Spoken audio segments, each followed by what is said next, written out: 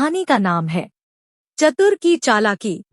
अरे बड़े भैया, कितने दिन हो गए लेकिन हमने किसी को ठगा नहीं। हाँ बड़े भैया, मन्ना भैया ठीक कह रहे हैं। अब तो हमारे पास पैसे भी नहीं बचे हैं, जो थे वो सब खत्म हो चुके हैं। चलो भैया, आज किसी सेठ को ठगते हैं। अरे सुनो, उधर देखो, उधर कोई मुसाफिर आ रहा है।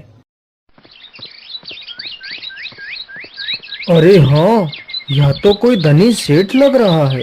अरे चलो चलो, इसे ही ठगते हैं। अरे भैया, इतनी कड़कती धूप में तुम कहाँ जा रहे हो? थोड़ा सा पेड़ की छांव में आराम तो कर लो और पानी वानी तो पी लो, फिर आराम से चले जाना। अरे नहीं नहीं भैया, मुझे थोड़ा सा जल्दी है, इसलिए मैं आराम नहीं कर सकता। वापसी में आते हुए मैं आपके पास जरूर रुकूंगा। अरे सेठ जी, कैसी बातें कर रहे हैं? काम तो पूरे जीवन करना है, काम के साथ साथ आराम करना भी तो जरूरी है। चलो अच्छी बात है, आप लोग नहीं मान रहे हो तो थोड़ा सा रुक ही जाता हूँ। जिस मुसाफिर को वह चारों ठग सेठ समझ रहे थे, वह तो खुद एक ठग था।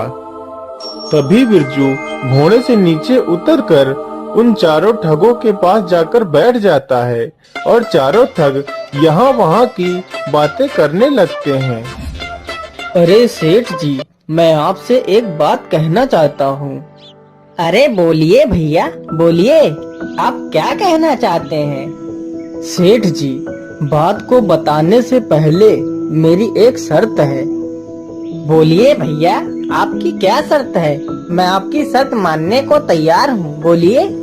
सेठ जी, मेरी शर्त यही है कि अगर आप मेरी बात को सच मानोगे तो कोई बात नहीं, अगर आप मेरी बात को झूठा मानोगे तो आपको 1000 रुपए देने पड़ेंगे। ठीक है भैया, मैं तुम्हारी शर्त से सहमत हूँ। अब बताओ, तुम क्या कहना चाहते हो?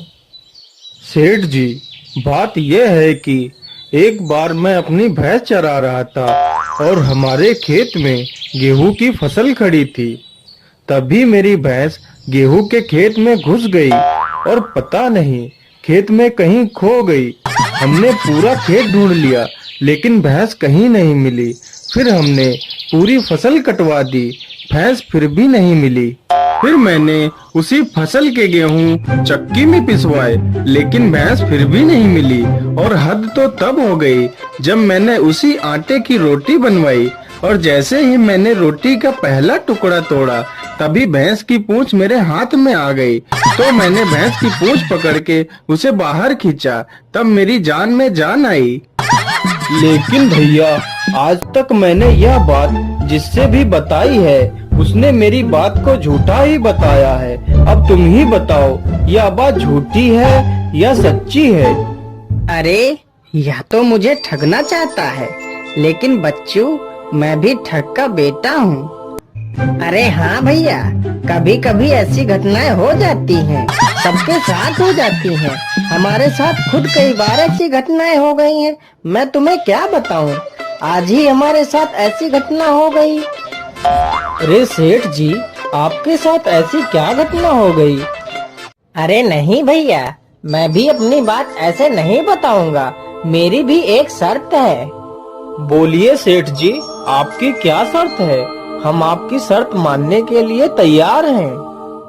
अरे भैया, शर्त वही है, अगर तुम लोग मेरी बात को झूठा मानोगे तो तुम चारों को 1000 रुपए देने पड़ेंगे, और अगर सच मानोगे तो कोई बात नहीं।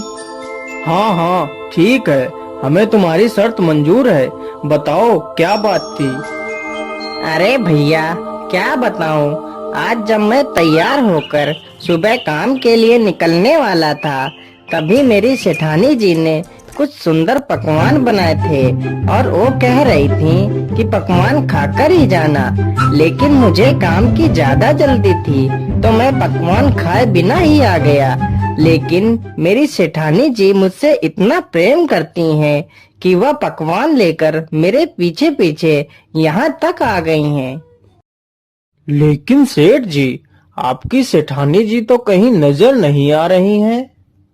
अरे भैया, यहाँ नहीं, उधर देखो, वहाँ वो मेरी सेठानी आ रही हैं। अरे बाप रे बाप, वह तो हमारी बहन है। यह सेठ तो हमसे भी बड़ा ठग है। अब क्या करें? अगर हम लोगों ने इसकी बात को झूठ कहा तो यह हम चारों से 1,000 रुपए लेगा, और अगर हमने इसकी बातों को सच कहा तो यह हमारी बहन को ले जाएगा। भैया, मेरी मानो तो अपनी बहन को इस सेठ के घर भेज देते हैं। वैसे भी हमें आज नहीं तो कल अपनी बहन का विवाह तो करना ही था। वैसे भी यह सेठ अपनी बहन को खुशी रखेगा, और अगर इसकी बात को हम झूठ बोलेंगे तो हमें 4,000 रुपए देने पड़ेंगे।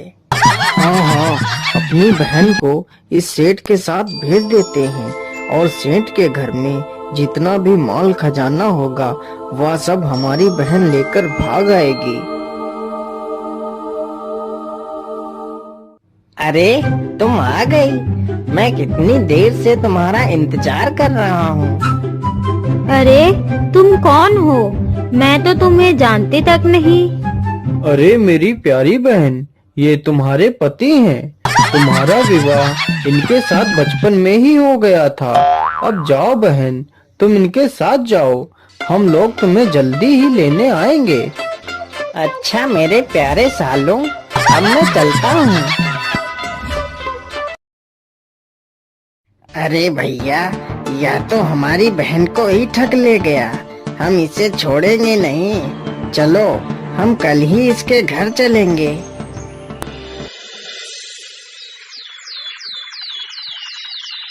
अगले ही दिन चारों ठग अपनी बहन को लेने के लिए चल देते हैं। अरे भैया, आप लोग आ गए।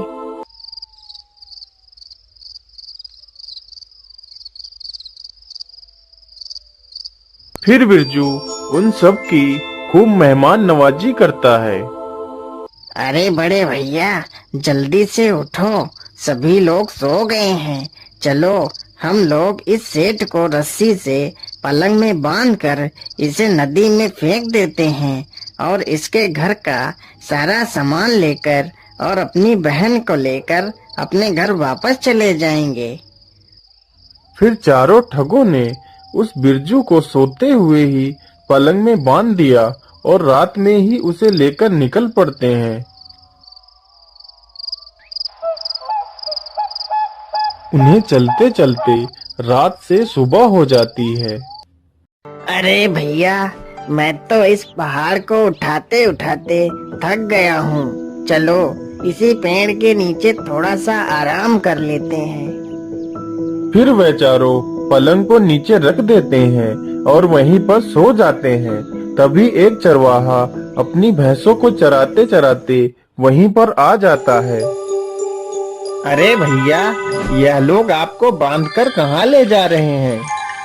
क्या बताऊं भैया, ये चारों हमारे साले हैं। इनकी एक बहन का विवाह हमारे साथ हो चुका है।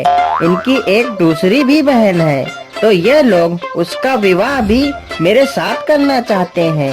ये कहते हैं कि इन्हें कहीं लड़का नहीं मिल रहा है। मेरे लाख मना करने के बावजूद भी यह लोग नहीं मान रहे और मुझे बांध कर ले जा रहे हैं। तो भैया क्यों ना इनकी दूसरी बहन का विवाह मेरे साथ करवा दो?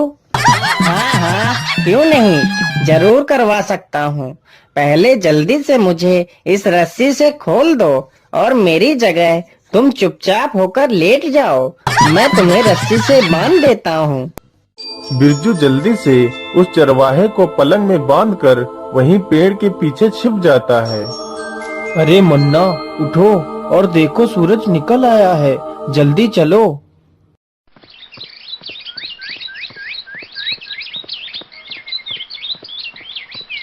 फिर वह चारों उसे उठाकर नदी पर पहुंच जाते हैं।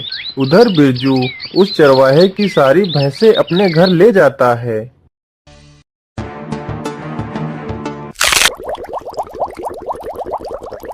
चलो भैया, इस ठग से हमें छुटकारा मिल गया। अरे ये क्या, यह ठग तो यहीं बैठा है।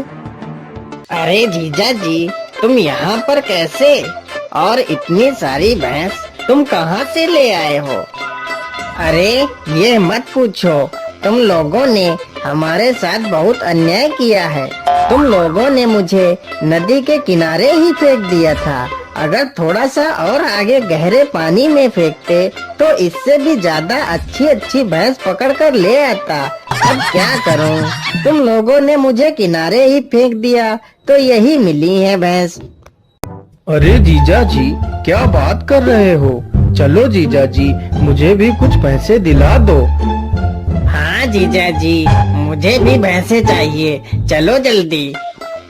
अच्छा, तो तुम लोगों को भी भैंसे चाहिए तो चलो मेरे साथ। मैं जहाँ बोलूँ तुम लोग वहीं कूद जाना और अच्छी अच्छी भैंस पकड़ कर ले आना। बिरजू उन चारों ठगों को नदी की गहरी धारा के सामने ले जाता है। अरे सुनो, तुम लोग जल्दी से इस जगह पर कूद जाओ, नहीं तो लोग तुमसे पहले ही सारी भैंसें लूट ले जाएंगे। चारों ठग बिना देर किए हुए नदी की बीच धारा में छलांग लगा देते हैं और उसी में डूबकर मर जाते हैं। फिर बिरजू अपने घर वापस चला जाता है।